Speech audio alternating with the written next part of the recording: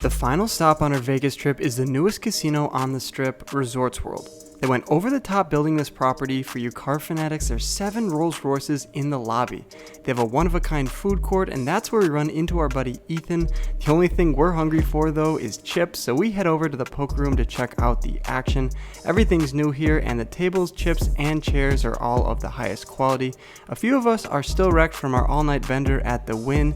My video from that is already up on the channel. Real quick before we jump into the video, I'm going on a road trip from LA to Austin, Texas, and stopping at some places along the way. If you're in any of these cities and want to meet up with me and play some poker, follow me on Instagram because that's where I'll be posting where I am in real time. You could also message me what city you're in, and if I have some free time along the way, I'd love to grab a bite or have a beer with a few of you. I also need help naming this road trip vlog series, so if you have any ideas, drop them in the comments below. What's up, you guys? Welcome back to another video. We're here at the new Resorts World. We're looking to get into the 5-10 game with Mariano and Rampage. Right now we're sitting at the 2-5 table. I'm gonna try to run it up from $1,200 and then jump into that 5-10 game with them before heading back to LA. If you guys want to drop a like on this video, that would be much appreciated, and we'll just get right into the hands. We have 1,400 in our stack here at the 2-5 game. We look down at King 10 of clubs from the button. It's one limp to me, and I raise it up to $20. We get called by the big blind and the limper, so going 3 ways to the flop. Flop comes King Jack 10. Bang! We flop 2 pair, and the action checks over to us. On a dynamic board like this, I want to get some value. If anyone has a queen in their hand, they're not going to be folding, so I fire for $35, and the big blind puts in the call. Under the gun gets out of the way, so we're heads up in position to the turn, which comes the 4 of clubs. Big blind checks the action over to me again, and I think it's important to build the pot once again and charge any of those draws or one pair type of holdings.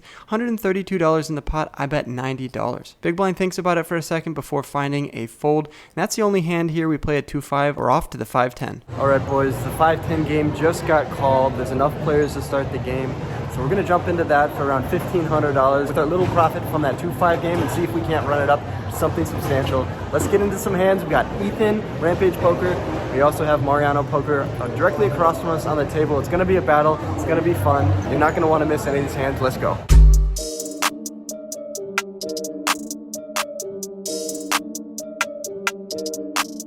Alright guys, first hand here from the 5-10 game. We look down at King Queen offsuit from the big blind. The action folds around to the small blind, who puts in $30, and $30 is a good price for me. From the big blind, I defend, and we're off to the flop, which comes Queen 9 Jack with 2 clubs. The opponent in the small blind does not slow down on this flop, and he bets $30. The action's on me. With top pair and a gutter to the King high straight, I find a call, and we're off to the turn. Turn brings the 7 of spades, which shouldn't change too much, and the small blind now bets $70 into $130. With the 7 of spades not changing much, I put in 1 black chip, indicating a call, and we're off to the river. River comes the 6 of spades, and now the small blind decides to slow down and check. I'm happy to get to showdown here with my pair of queens. I check behind. The opponent turns over Queen 7, so unfortunately he's going to take that one down there. I think he missed a bet on the river. Probably something small I would have paid off, but nice hand, sir. On to the next hand. Second hand of note, we look down at Ace Jack of diamonds from the button. Action folds around to the cutoff, who raises it up to $40. Ace Jack of diamonds is going to be good enough for a 3-bet here. I pop him up to $120. Action folds back around to the cutoff, who isn't done with the hand just yet. He sticks in the call, and we're going heads up in position to the flop. Flop's a pretty good one for us without exactly smashing it. It comes 8, 9, 10 with 1 diamond. We have the open-ended straight draw. We have 2 overs and a backdoor flush draw. Life's pretty good here, and the cutoff checks it to us. On a dynamic board like this, and given the fact that we just have ace high, I decide to check behind, and we're off to the turn, which brings in our straight. It comes a 7 of clubs. Bang! As if our life couldn't get any better, the cutoff now fires into us for $100. I don't really know what he's representing here. I guess he could have a set. I doubt he's going to have a straight unless he has like Jack Queen or King Jack, but I don't want to scare him out of the pot just yet. When he bets $100, I find a flat call, and we're off to the river. The river changes nothing. It comes a 4 of spades, and now he instantly bets out for $300. It's around a 60% pot size bet, and definitely we're going to be needing to raise here and getting that extra bit of value. I'm putting him on a 2 pair or a set type of hand, and both of those types of hands are going to be afraid of the straight, so if I raise big, he's probably going to find a fold. I don't usually advocate for a min raise, but in this situation, I just want to get a little bit more value without scaring him away. I toss in $600. Opponent doesn't think about it for too long before throwing in 300 more. I turn over my ace jack and he mucks his hand. A $1,600 pot is going our way. Nice to find a win finally here at Resorts World.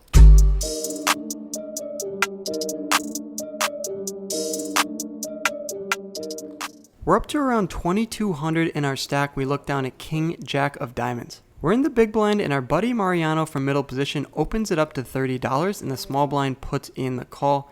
King Jack of Diamonds is going to be good enough for a 3-bet, but occasionally I don't make the right decision, and this is, I think, one of those times where I just find a flat call and we're going 3 ways to the flop. The flop bails us out though. It comes Jack 7-5. We have top pair with a king kicker. Small blind checks, and I'm not going to be betting here into Mariano. I find a check. Mariano decides to check behind instead of going for the c-bet, and we're off to the turn, which comes the 8 of spades. 6-9 and 9-10 now make a straight, and the small blind decides to lead out for $100. Given the fact that we've under-repped our hand here, I think we need to be putting in the call, and that's what I do. Mariano's done with the hand. He tosses in his cards, going heads up in position to the river. River comes the 5 of clubs pairing the board. We now have 2 pair and the small blind checks it over to us.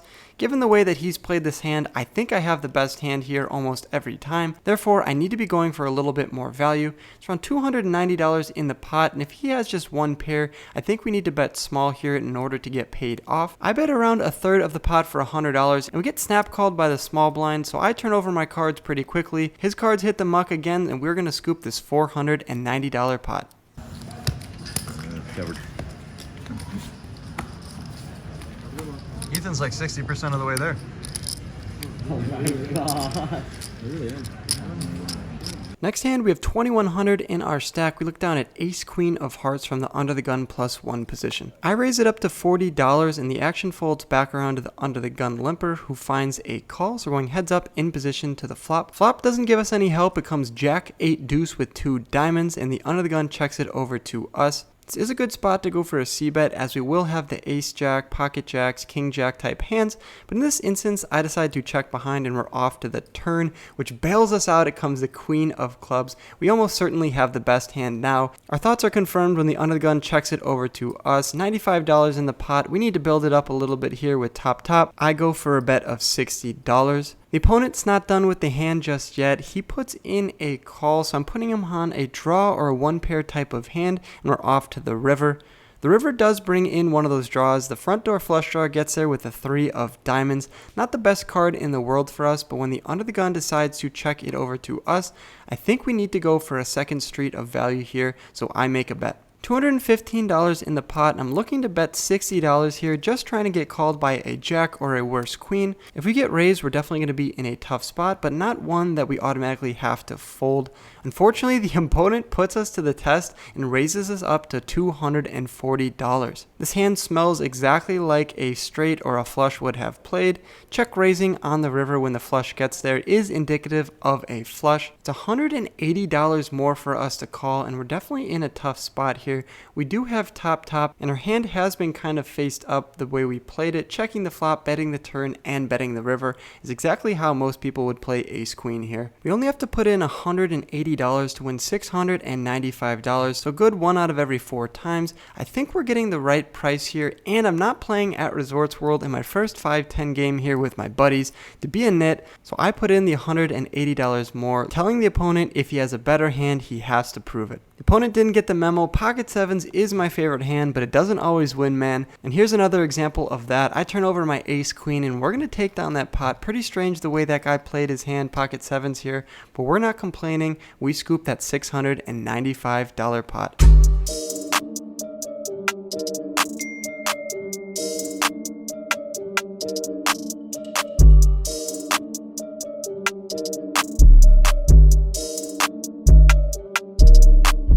Life's pretty good. We have 2,500 in our stack. We give our cards a good luck tap on the table, and we look down at ace 3 of clubs from the under the gun +1 position. Our buddy Yutaka is in the straddle, and I pop it up to $60. Yutaka's not one to let his straddle go to waste. He defends it here and puts in the additional $50, and we're off to the flop, which comes 10, 7, 3, no clubs for us. We have bottom pair. Yutaka checks it over to us here, and although this isn't a board that's going to smash our pre-flop raising range, I decided to go for a c-bet here of $50.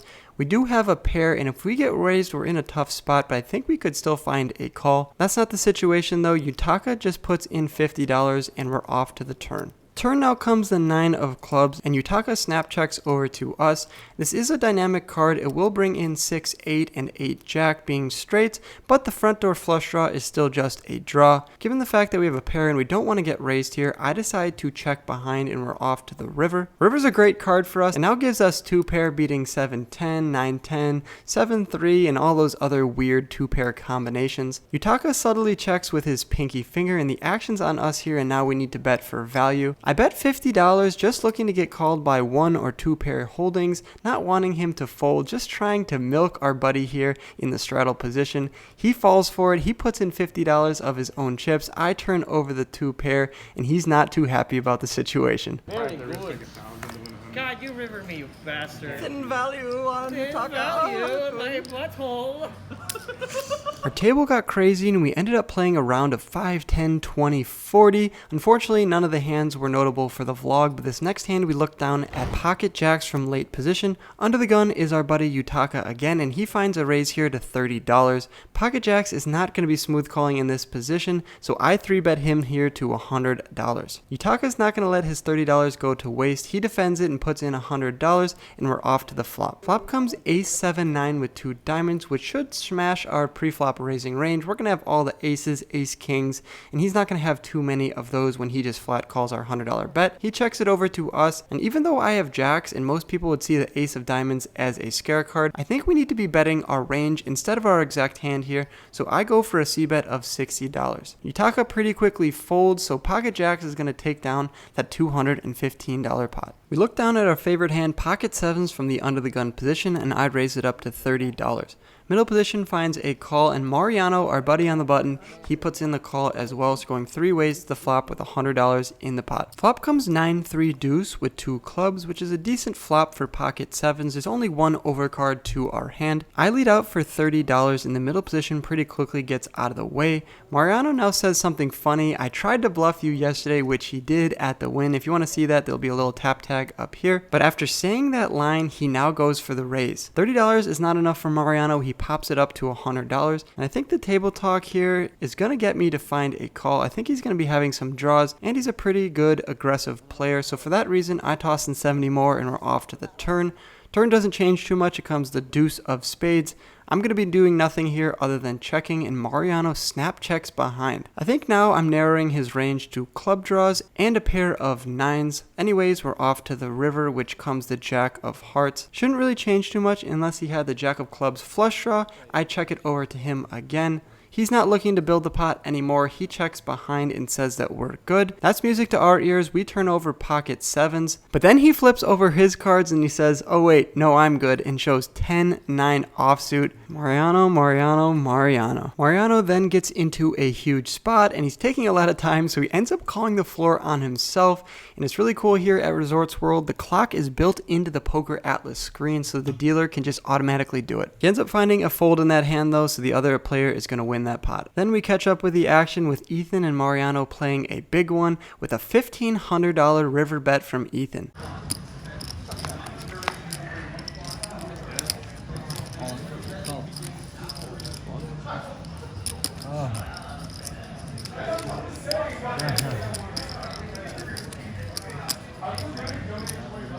Yeah, it's like... Yeah, we don't care, dude. Is everyone okay with that? You guys ready? Last hand of the night, we have $2,400 in our stack, and we're the hijack with ace queen. The action folds to me, so I naturally raise it up to $30. And the cutoff and the button both put in the call. The action's now on Mariano in the big blind, and he likes his hand enough to raise it up to $160. I think ace queen is good enough for a defend here. I put in the call, and both other opponents find a fold, so going heads up in position though against our buddy Mariano to the flop. Flop's a dynamic one. It comes ace king 8 all spades. Unfortunately, although we have top pair with a queen kicker, we do not have a spade in our hand. But interestingly enough, Mariano starts with a check. I would expect him to go for a c-bet here on this board, but I'm not going to bloat the pot here unnecessarily. I check behind and we're off to the turn, which comes the 4 of spades.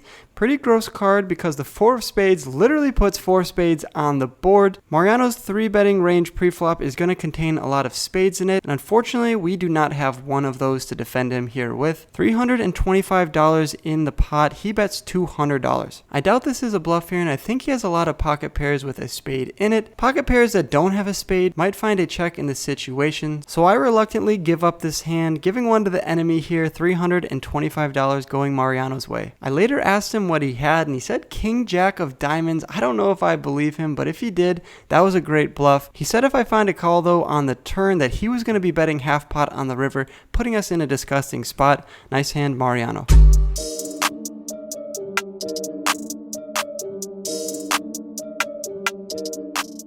Hoodies are out for the boys. Go cop his merch. That's Rampage.